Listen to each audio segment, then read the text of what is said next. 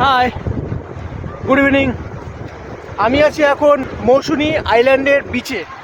এই বিচটা কিন্তু দীঘা, পুরী আর বকখালির থেকে ঠিক অন্যরকম। এই বিচে আসলে আপনি অন্যরকম মজা এখানে পাবেন। যখন ফার্স্ট সকালবেলা এসেছি জোয়ার ছিল, জলের এত গর্জন সে আর কি বলবো, মানে ভয় লাগছিল যে জল না উঠে যায়। কিন্তু পরে দেখলাম আস্তে আস্তে জল নেমে গেছে। আর এই বিচে কিন্তু আপনি দেখতে পারবেন বালির সঙ্গে কাদা, মানে বালি আর কাদা মিক্সড। 12টার দিকে যখন আমরা ঢুকেছি এখানে এত মানে গর্জন হচ্ছিল। তার মধ্যে কিছুদিন আগে এখানে 2-1টা ক্যাম্প ভেঙে গেছে, কারণ হচ্ছে পূর্ণিমা ছিল। এরা বললো পূর্ণিমার সময় নাকি জোয়ার ভাটার বেগটা অন্যরকম থাকে, আর এই বাড়ি নাকি ওদের বেশি ক্ষতি হয়েছে। মানে ওইদিকের কয়েকটা, মানে একদম মাথার দিকে কয়েকটা আপনার ক্যাম্পের জায়গা ভেঙে গেছে, কারণ হচ্ছে ওরা ঠিক মতন বাদ দেয়নি, সে কারণে ভেঙে গেছে। আর জলের গতি খুব ছিল। আমরা যখন এসছি এখানে দাম করে বাড়ি মারছে। তা আমি ম্যানেজারকে বললাম, দাদা কি এবার হচ্ছে কি যাবে নাকি? তো বলছে না না, ও কিছু না, ও প্রত্যেক দিন এরকম হয়।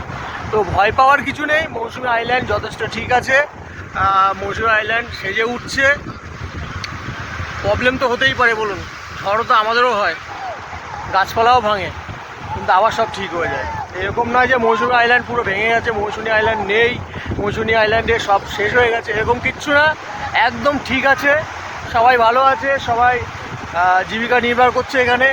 আর এখানে ভয় পাবেন না যে যাবো না ওখানে, এই অসুবিধা ওই অসুবিধা কিচ্ছু নেই, সব ঠিক আছে। সবাই দেখুন এনজয় করছে, এদিকে স্নান করছে তারা, ওইদিকে দেখুন লোকজন আছে, এরকম কোনো ব্যাপারই নেই। মৌসুমী আইল্যান্ড আসুন, খুব সুন্দর জায়গা। যদি মন খারাপ হয়ে থাকে তো এখানে আসলে আশা করি আপনি ঠিক হয়ে যাবেন, একটুখানি বলতে পারি। আর দীঘা পুরীর থেকে অন্যরকম, এখানের মজাটা ঠিক অন্যরকম, ঠিক আছে? এই বীজটা পুরো অন্যরকম।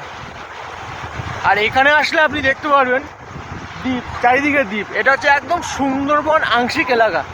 আমি আসার সময় একজনকে জিজ্ঞেস করলাম, কেন যখন আমি আপনার 7 মাইল ঘাটটাকে আমি পার করছিলাম, তখন আমি জিজ্ঞাসা করলাম এটা তো সুন্দরবনের মতো না। বলতে এটা সুন্দরবনেরই এলাকা, মানে সুন্দরবনের মতো অনেক গাছ আপনি এখানে পাবেন, সুন্দরবনের মতন অনেক কিছু পাবেন এখানে, ঠিক আছে? এই সুন্দরবনের ফিলটাও মৌসুমী দ্বীপে এসে আপনি নিতে পারবেন, একটুখানি বলতে পারি। আর এখানকার হোটেল যেগুলো আছে, মোটামুটি আমি যে ক্যাম্পে আছি, বিচ ক্যাম্পে আছি, তো এনাদের ব্যবহার যথেষ্ট ভালো, খাওয়া দাওয়াও ভালো। আর আগস্টে আমি একটা প্রোগ্রাম রেখেছি এখানে, খুব তাড়াতাড়ি আমি এটা আপনাদেরকে পাবলিশ করে জানিয়ে দেবো। ডেটটা এখনও আমি ঠিক করে পারিনি, গিয়ে এবার জানিয়ে দেবো। কেন আমাকে কিছু পার্টি আমাকে রিকোয়েস্ট করেছিল যে তারা একটা শর্ট ট্রিপ করতে চায়, তো শর্ট ট্রিপের জন্যই এটা হবে। হয়তো 1 থেকে 2 দিনের মধ্যেই হবে, হয় 1 দিন কি 2 দিন, এরকম একটা ট্রিপ হবে। আর এটা হচ্ছে বলতে পারেন একটা অফবিট ডেস্টিনেশন। দীঘা যেরকম ঘিঞ্জি এরিয়া, কিন্তু সেরকম এটা হচ্ছে একটা অফবিট ডেস্টিনেশন। এটা মোটামুটি সবার ভালো লাগবে।